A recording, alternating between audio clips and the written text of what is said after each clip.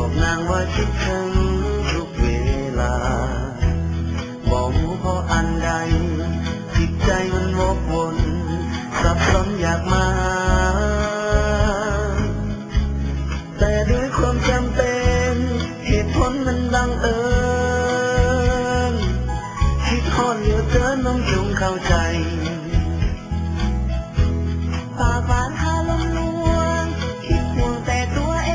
งนิสัยก็นักเล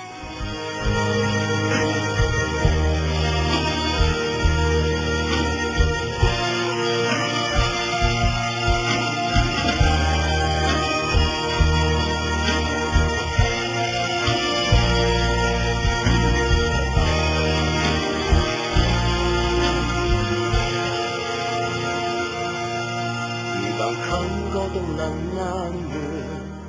มีบางเทื่อก็ต้องหลั่งน้ำตากรรมเป็นมาชีวิตเป็นเดิมพันสิ่งสำคัญนั้นคือมิตรไมตรีอยากให้เรามีสีถึงเด่น